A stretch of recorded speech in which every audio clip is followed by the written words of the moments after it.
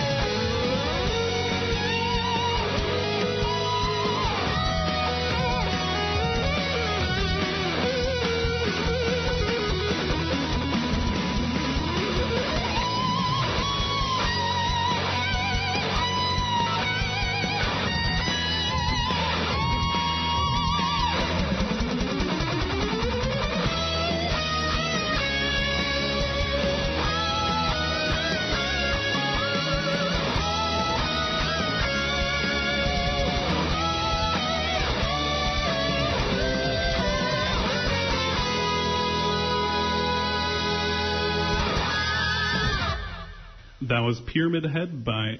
Whoops. That was Drive by Pyramid Theorem. You got it. We were actually just sort of talking about this because I was really... I've had this thing where I can't stop calling them Pyramid Head. Yeah, Silent Hill was a scary game. It was pretty spoopy. And, it's sort of...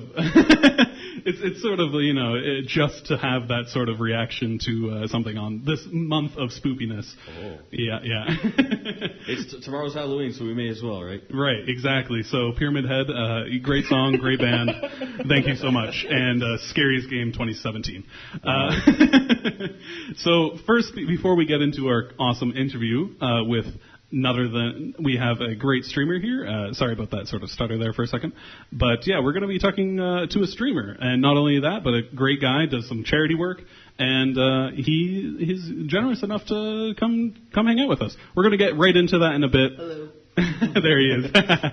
But first, we're going to have break down a little bit of the news because we got some cool stuff happening. Not too much this week, but Tilly, what's happening in the world? Well, in the last week we had Adam and Waleed who were on here. I saw his King Lear show on Thursday at the Gerard Art Space, and it was a really tiny, like, I guess the nice way to phrase it would be intimate setting. It was an art space. It was like a little gallery. Yeah, we talked about that a little bit. Yeah, they gave Mortar and Pestle. They gave them like the front third of the space and just set up chairs, and it was really up close. And they did King Lear for 3 hours, and it was really good.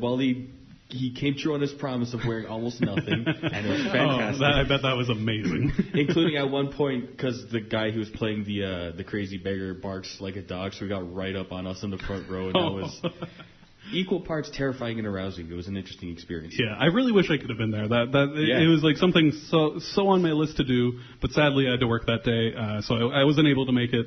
But I do wish that I was there, and I'm sure it was amazing. It was really good.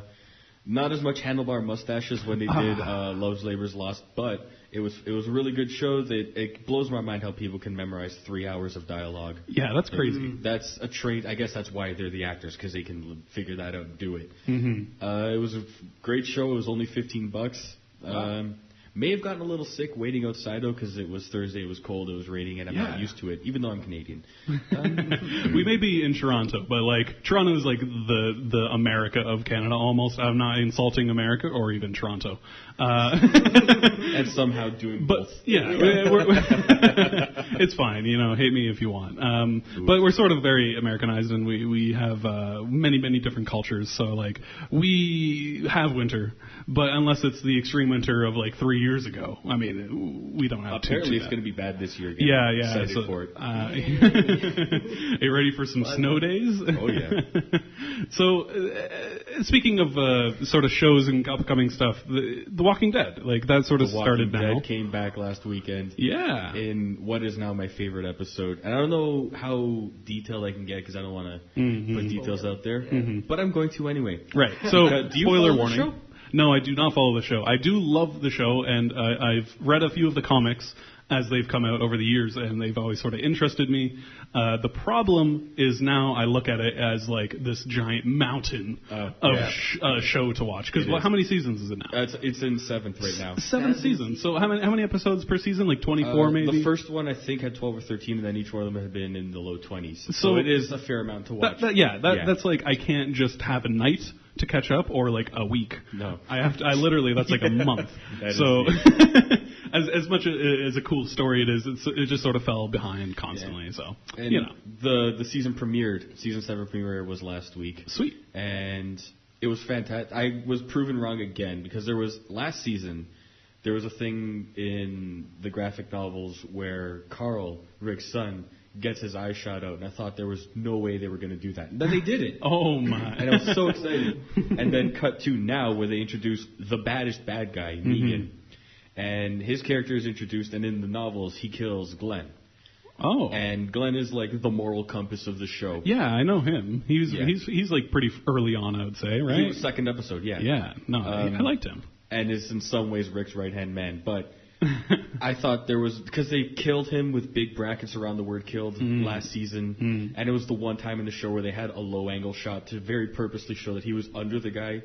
And that bothered me because it was way too obvious, and I've been, what's the word I'm looking for? I've been spoiled by Stephen King, because I read Stephen King stuff a lot, where nothing is sacred, and the main characters can just be gone. So I was disappointed that they brought Glenn back, half a season later. Yeah, no, that's pretty odd. Like, I think especially movie adaptations of like comic books and just normal novels sort of ride a thin line where they have to adapt, obviously, this content, and they do have to change things, and a lot of people want it word for word, where they obviously can't. It's a different media form.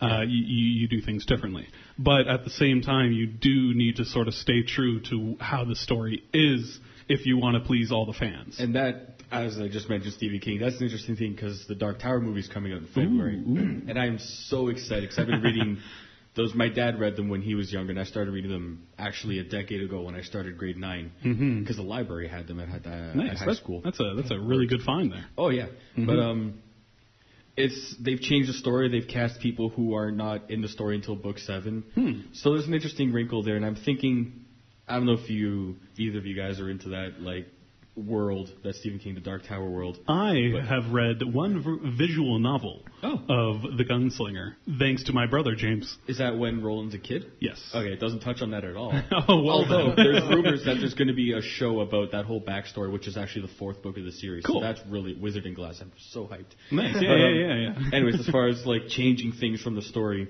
first of all, they cast Idris Elba as Roland, the white, blue-eyed cowboy. So that's a little interesting. But they got Matthew McConaughey as the main bad guy, and that's really exciting. Right. And the main character, what was his name? The casting for it. Idris Elba? I think it's Idris. I say Idris. Okay. He's a really good actor. And I think he'll be able to take that sort of role, even though obviously it's he's good. I think this is almost a good thing, not to say that he's not going to have any troubles, but I think he's really going to be able to take this character and make it his own, because he is not a direct rip from the book. Yeah. Obviously, there are some differences, which I think can be really, really interesting, where he doesn't have to exactly follow note to note exactly who he was from the book, because he is someone different. Well, he does it. And when I read that he was the one who was cast, I got so excited. Almost as much. There were rumors going around that there's a character in those books called Eddie, who is my favorite character in literature. Nice. Who was supposedly rumored to be cast to be played by Aaron Paul, who's my favorite actor. Yeah. And that would have been amazing, but rumors. Sadly, it wasn't him. But yeah, so as far as movies, visual adaptations being different than books, it's going to be different. All of the actors have said it's going to be different. Stephen King himself has said it's going to be different. Right. Because that part of the story that they're doing the movie from happens in the 80s in New York. Oh. They're moving it forward in time. And there's a reason for that, which ties into the ending of the book, so I don't want to. So we're not going to get too far in that, but I do want to sort of have a little discussion here, since it's pretty topical. But just movie adaptations of visual novels, comics, and normal novels, obviously, all in the same sphere. Do you believe, and this goes to you as well? We haven't had a fully introduction yet. We'll get right into that because we're going to have a lot to talk to him about. Hendrik is awesome guy.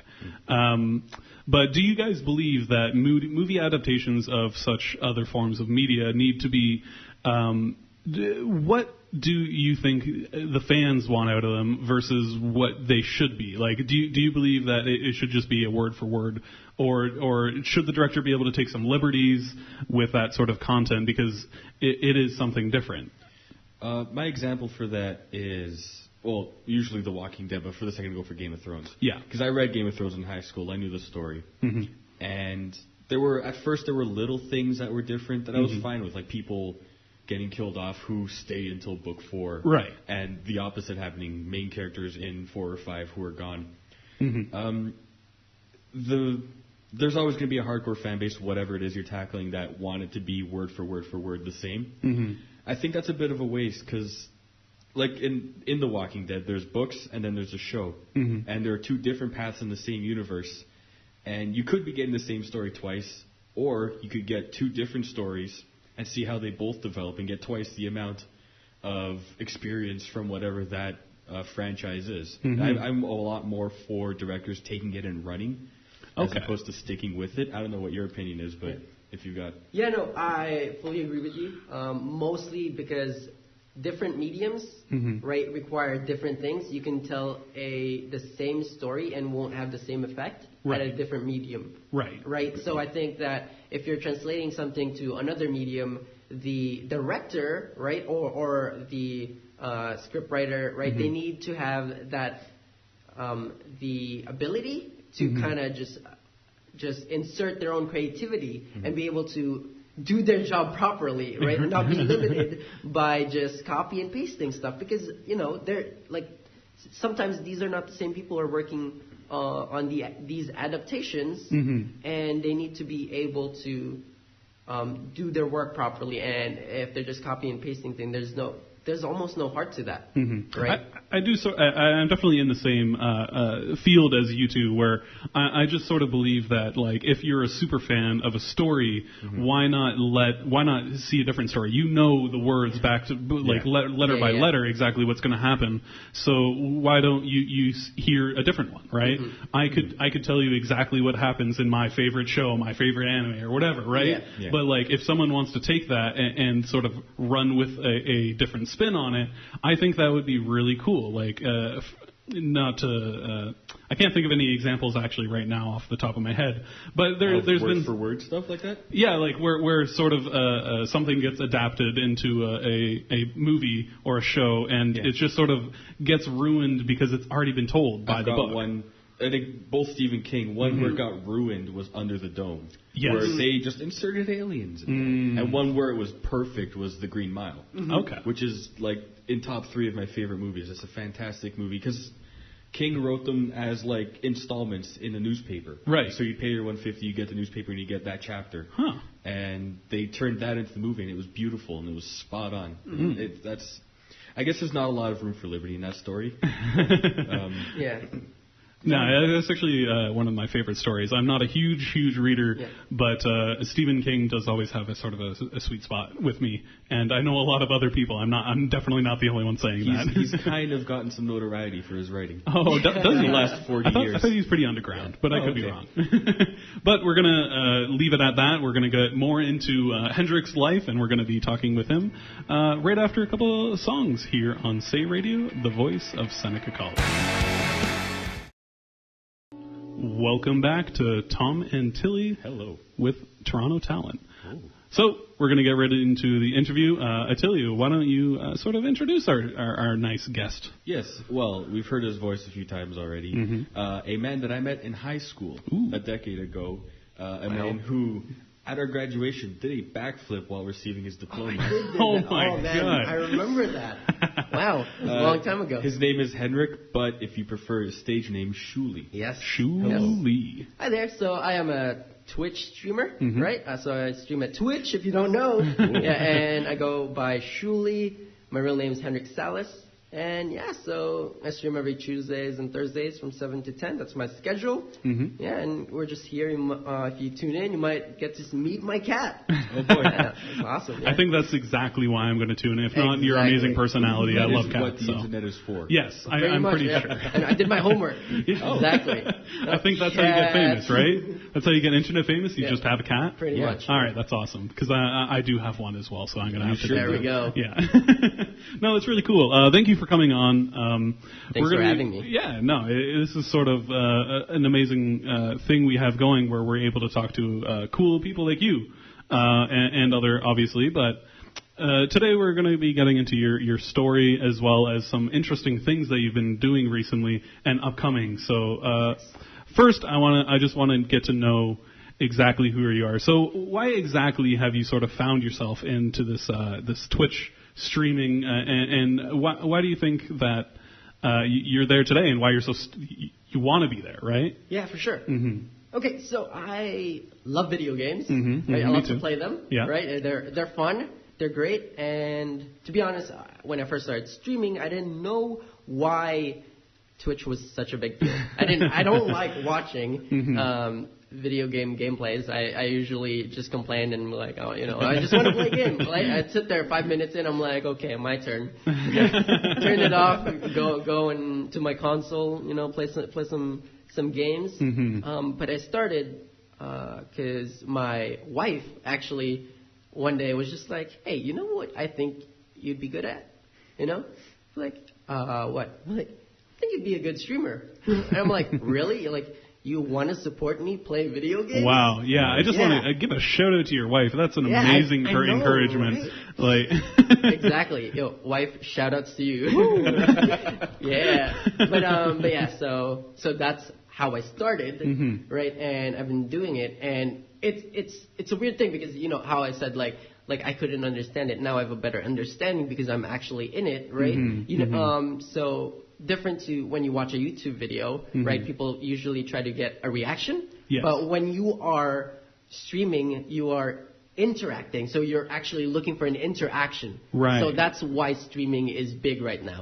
Is because people play games, not of course, to watch something mostly, but people who stick around, people who are actually in the Twitch community, are looking for interacting with one another, with chat, with the person playing the game, and for that person to interact with the same people. Yeah, so it almost becomes more about you as a person and that connection that they sort of form with you, as well as the games you play, more than just like, this guy's good at League of Legends or, whatever the person is playing. Yeah. So I think that's really cool because, like, we don't really have that sort of sense on YouTube or other sorts of media where you're just sort of stuck in this, like, a looking glass, right? Yeah. Where you can only view and you can only react to things that they've posted out. It's a vault that you just throw your video in and hope that you get the best. Yeah. You might be able to get a couple feedbacks here or there, but really not too much. Exactly. Right? And you've sort of found yourself at this amazing position where you're able to not only play games and have a great time, but also to connect with one another, with people all around the world, which is something that I think is very envious. It's something that we try to do, and I think everybody really tries to do. They want to connect, right? Yeah. So I think that's a really cool thing that you've been able to sort of find yourself doing. Yeah. Yeah. It's great because like you're having fun, but you get to share that with people, right? Yeah. And it's definitely a really cool thing. And the thing about streaming though is that the hard part is you can't really censor yourself as opposed to when you post a YouTube video, it's edited, it's polished, right? Yeah. If you screw up like somewhere in the middle of saying something, you can just be like, cut, right? And then you can just glue things together back into something that is this thing that's done and polished. When you stream, you're putting yourself out there, you're interacting with people, but you are always live. Right. You cannot just cut away like whatever. You have to stick with what you say, and a lot of people get in trouble with what they say. There's right? no safety net for you when you're live. Exactly. Yeah, you're sort of put underneath this microscope where anything you do is going to be judged, and if you have you're not allowed to have a bad day. Which is not to say that the thing is, like, everybody has a bad day. I have a bad day. And we say things that we might regret, or we say things without thinking that you do mean harmlessly, but are taking in such an extreme way that you can never take back. So I think that's definitely a fine line that you sort of have to find yourself on and continue to walk it, because if you just stand still, you're never going to get anywhere. You do need to walk that line. So it is obviously it's a tough job, and that's also something I do want to focus on a little bit, which is like a lot of people tend to find that they think like Twitch streaming, it's easy job. You're not, you're just playing video games all the time. Games, yeah. But like, and we were talking about this before, and we're going to go through it again. But like, sort of like the process where you have to take throughout streaming your setup, and you have to do all these things. You have to fix it. You have to monitor. You have to like do so many different things all at the same time. It's a really tough thing to do. You're a multitasking ninja, really. Yeah. Oh man. Yeah, so basically, first of all, I have a 9-to-5 job, so I do that, and then after that, 5 p.m. I go home. It takes me a while to get home. After I get home, so around 6, I basically have to make sure that my system is up and running. My webcam is perfect. Like the lighting is good enough so that you can't see my imperfections, right? You gotta hide it, right? Yeah. But. Yeah, and then oh my goodness, equipment. When I was buying equipment, that was a whole ordeal. Like, what's the best equipment, right? How much? How much? God, the price. Audio equipment is just crazy. Exactly, and setting all that up, and then once you've set it up, right? It's not like it's just like you click play every single day. Like you're trying to improve it and all that stuff, and then once you're live, right? you're not only just staring at the screen playing, you need to be looking constantly at the chat, right? You need to be interacting with people, because that's what Twitch is for. It's more of the interaction rather than you playing, right? Yeah. And I don't know if you've ever done this, but playing while talking, it's not always an easy thing. No, not at all. Yeah, pretty much. There's some concentration loss in that stuff, especially if you're playing like a first-person shooter. Oh yeah, right? for sure. Yeah. I when I was streaming way back in the day when I was at college, the first time, I used to have this one game I kept on going back to. It was called Crypt of the Necrodancer. Yeah. Yes, I know that game. A great game, but I found out how incredibly hard it was to keep on beat while having a conversation at the same time. Exactly. And I quickly learned that because I was actually pretty good at that game when I was not playing on stream. But as soon as I got on stream, it was like, oh my god, I can't walk. Yeah. Sort of, it was like a whole new world. So that's definitely an experience that I've always sort of kept dear to my heart, just because like it sort of put in perspective what it means to be a streamer. Yeah. Right. So and like you were talking about a little bit, you're interacting with chat. You're not only doing that, but you're monitoring them because obviously you don't want hate. You don't want this sort of splur of like, which is going to happen because it's the internet. Exactly. Yeah. And so you need to be on top of that. You need to be an example for your community as well as be their friend. Right? Exactly. And part of that is being able to foster that community from the very beginning, right? So you can't control what people are going to do while they watch your stream, but you can control the environment that they're in, right? And being able to, that's where you have to set up mods, right? People who moderate your chat. And that's a very, very crucial thing, right? A lot of streamers, I am turned off just by their community, right? Just by how, sometimes toxic or, and most streamers that I enjoy watching, their community is very helpful, very pleasant, very accepting in a genuine way. Not like in a way where it's kind of, all fake and all internet, but like, people like, when I stream, I know what people have been doing throughout their day, not because I'm stalking them, we don't know that. but because we are interacting, right? They're telling me how their day was, what they did, and we kind of just chat. We talk. I know what games they're into as well, and we just kind of grow our community that way. Yeah, no, for sure. It's sort of like you may be the only one on camera and the only one playing a video game, but you're all sort of the star where you're interacting with each other, and they're as much of a part of it as you are. And you've always put that sentiment we were talking about before that, and you really did say how like important your community was. And I got to say, like I went into one of your shows before this coming up in the last week, and I saw that. Like, it was a very, like, helpful community. I didn't say too much. I didn't want to, talk about the show, any sort of promotions or anything like that. For sure. Man, you should have. That would have been so cool. I would have been like, man, let's do it. No, actually, maybe next time you come on, we'll have you back, and I'll definitely do that. I'll be in chat.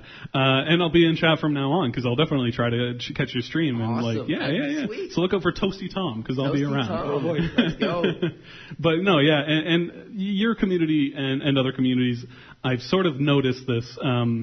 Toronto sort of has this really, really unique thing, and not to discredit other places, but in Toronto we have such a cool community of streamers where you get this sense that like they only find joy in the connections they make and the games they play, instead of just like a way to get rich. Yeah. And a lot of streamers and a lot of people that use sort of these online media sources, they want to seem genuine, but you sort of get that feeling that it's just like, if it wasn't for the money, you wouldn't be here.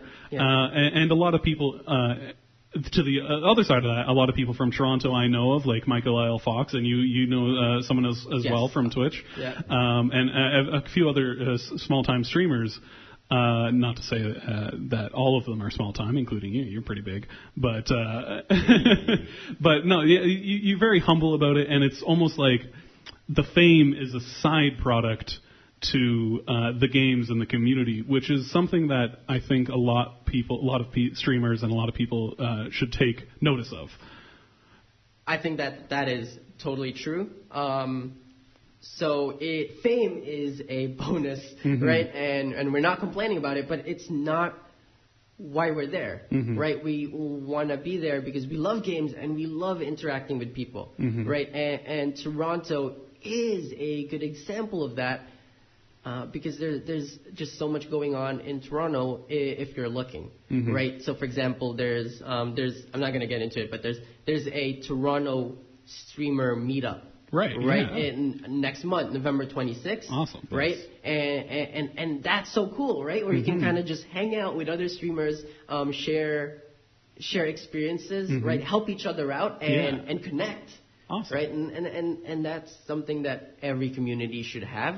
Yeah. And I'm happy to say that is something that is alive.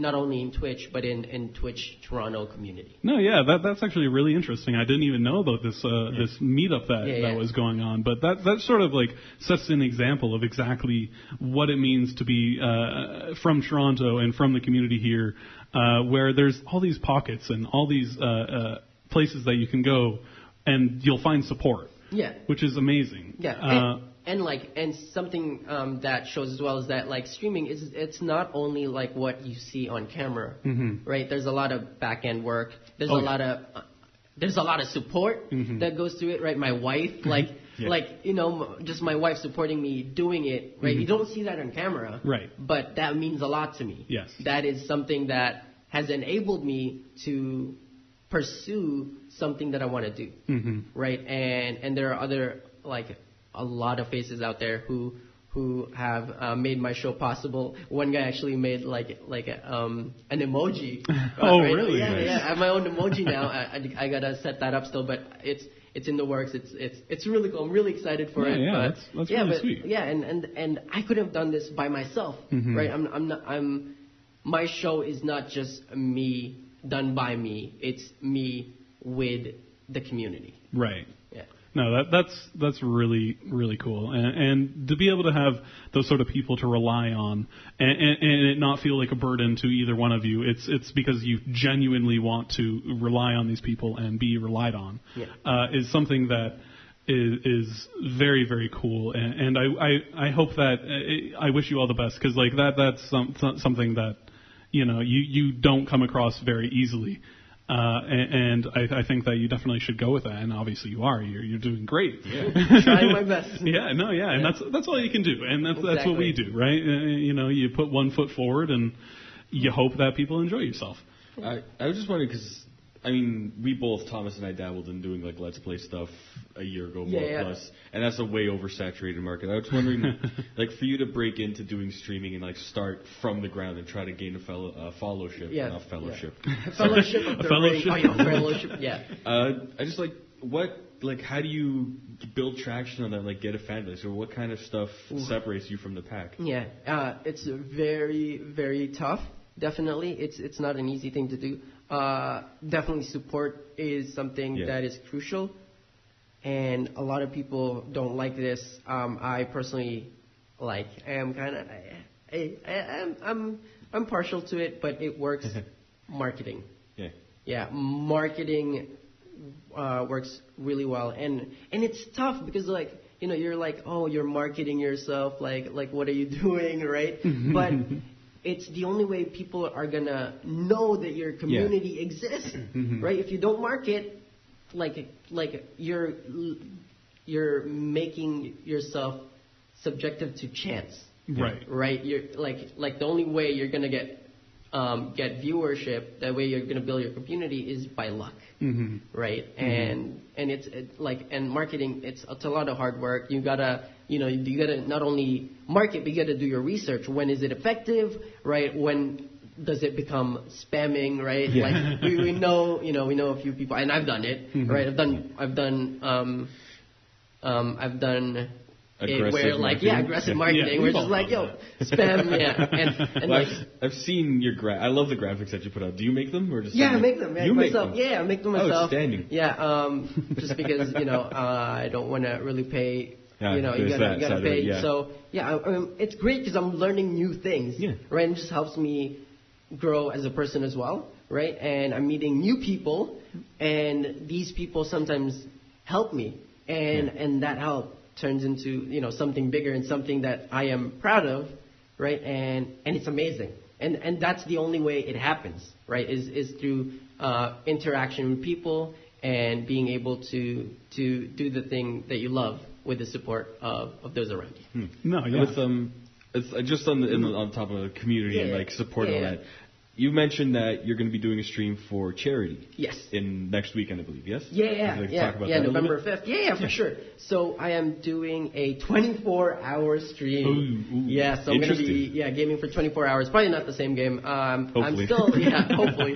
I'm still figuring out the schedule. I'm probably going to have guests around as well. But it's through this organization called Extra Life, and what they do is every year they unite thousands of players, right? Famous ones, famous streamers, and just like up and coming streamers to basically game for 24 hours while trying to get people to donate to them, right? And they started in 2008, and they've raised about $22 million for Children's Miracle Network. That's amazing. Right, yes.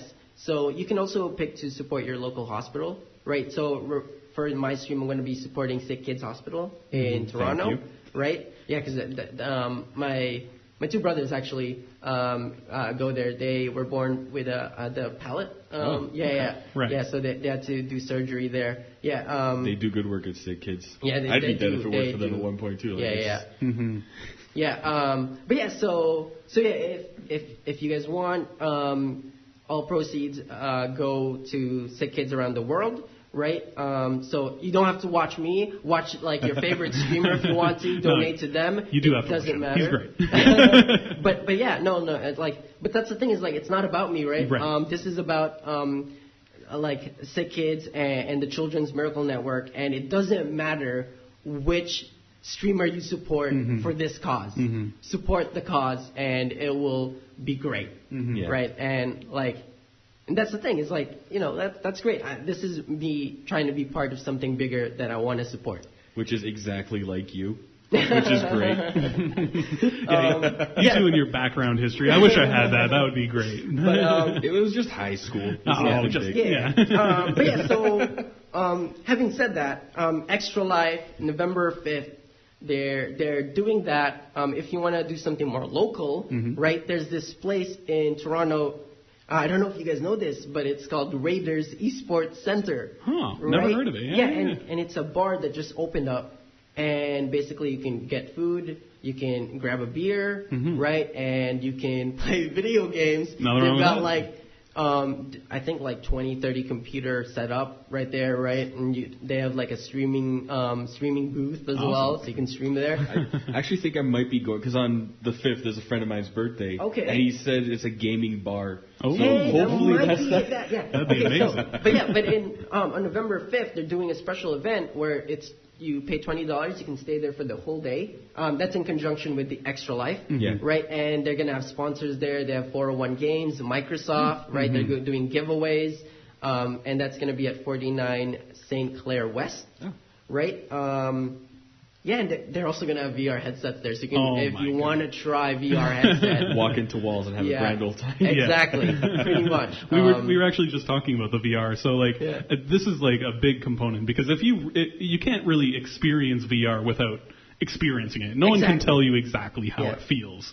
So definitely, that very interests me. And not only does the charity and that sort of work, it really does speak to me, because I really do think that these sort of charities need to have more attention on them, because it shouldn't just be a once a year thing. We need to be able to support these people whenever we can, and we're lucky enough that they found a home on these streaming services like Twitch, where almost every month, almost every week, you can see a different charity. People are streaming like charity streams, and it's amazing.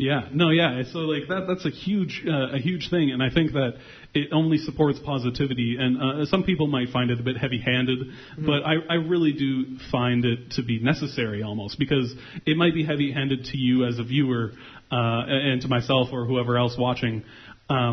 But it is necessary, because these places don't get as much funding as you may think otherwise. It's a fantastic use of Twitch, because otherwise, like, a lot of the time, I think we've all seen it, like, it's just a melting pot of negativity. And people will be like, well, I'm better than this, and this guy's X and X or whatever. But it's You're great a that this caca. actually... Wow, harsh language. We need to be censored. I just played you, GG. You suck.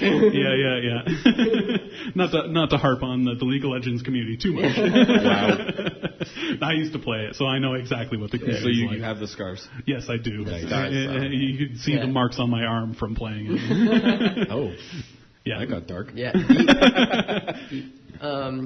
But some jokes reveal truth, and that's something that we need to try to stay away from and try to re-engage, right? So we re-engage in a different way, and that's why we want to be able to form communities that bring things in a positive light, right? And in a way that's fun, right? That's the main thing. Yeah, you got to keep it fun, because if it's not fun, what's the point, right? Exactly. And I think then it's work. Yeah.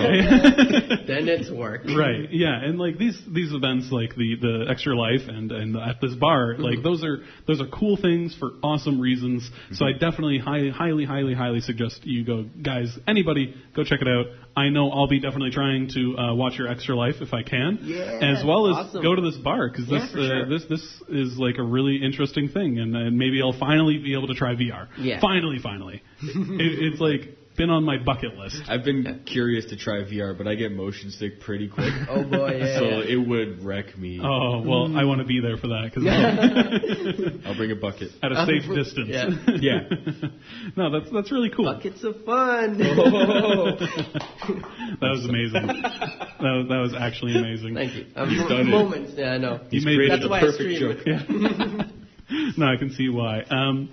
I just want to take a step back with the sort of talk about exactly how you got into streaming, because you talked about all the support that you've needed, and that's obviously crucial, because everybody needs that sort of support. Without it, you're going to give up. And it's not even on the fault of the person, but everybody needs support. Yeah. But did you find that it took a while for a community to build up? Because I've sort of noticed that a lot of failings when it comes to streaming is not due to them having a bad show, but it's due to that they don't have the support needed to continue doing something without any return. Because that is almost necessary for a Twitch streamer. Of course. To do, you need to be able to put your foot forward and continuously do it, and have that confidence that you may not ever be watched, but you have to be on the whole time. You got to be on, and you got to be exciting and open to people coming in and having a conversation with. Yeah. So what do you like? Did you find it was took very long to have anybody sort of take notice, or were you able to find your community and these people who have supported you very fast? For sure. I am one of the lucky ones. I managed to kind of start a community fairly quickly, right? Not too quickly, but that's mostly because I sought people out. Right. Yeah. Right. I had to talk to other streamers, right? And through that, I met new streamers. Right. A crazy thing is the very first streamer that I met on he tweeted out, and I was like, hey man, that's cool that you're doing this. I'm doing this too. Lives in Toronto as well. Oh, another nice. Toronto streamer. Yeah, that's awesome. Exactly. And we plan things now. We try to watch each other's streams.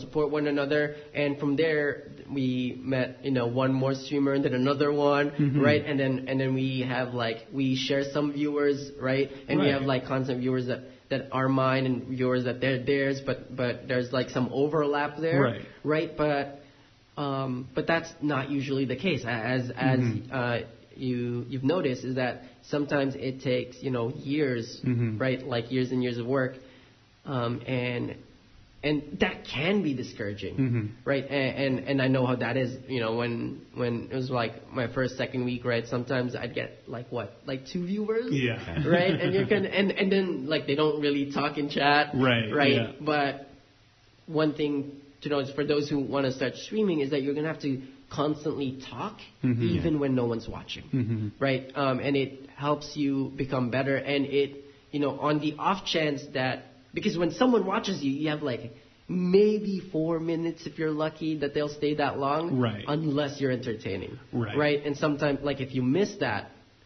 then that's a lost viewer. That's someone that you could have made friends with or interacted with, and they're gone. Mm-hmm. Right. Mm-hmm. And especially being the nature of Twitch, there is a bit of delay. Exactly. So like, you can't just try to react as soon as someone gets in and be like, "Hey there, what's up?" Yeah. And a lot of people don't know that. That's something good to mention, because I wasn't even thinking about that. But there is, like, I think it's 8 or 10 second delay. Yeah, depending on which region you like stream to. Yeah. But so the interaction is a bit delayed, but with chat it makes it a lot easier, right? Right. Yeah, but you're not gonna know that if that person isn't writing in chat, right? And exactly. that's why you need to always be, welcoming and always be talking and being interesting, right? And just talking about it. You can talk about your day actually, and like just talk about it as if someone's watching, right? If they don't respond, that's fine. But it's you're putting yourself out there, right? Right. Yeah, you do sort of need to make a point to be accepting to everybody, and not only that, but to be able to sort of show yourself without any encouragement, as much as you want that encouragement, and you might get it. I truly do believe that you do need to have sort of a hardened heart when it comes to like a tough skin. Yeah, you need a hardened heart, tough skin to be able to talk and be able to not have that instant gratification where some may find results and many people are lucky enough to be able to, but a lot of starter ups and a lot of people who would be amazing if they had a following already aren't able to find it just because they don't have confidence in themselves to be able to do something without that reward right away. Exactly. Yeah. Sometimes looking at numbers can be very discouraging, right? Imagine a lot of time the way people flounder is because they're not prepared to be on for hours at a time, and to like try and build some rapport with 2 viewers or with just yourself. Exactly. Yeah. So like, is that, I don't know, have you ever seen like a lot of that, like, or had troubles staying on for that long? Like, is that something you have to train to do, or is it just you and you can manage it? To be honest, the hardest thing is balancing other life.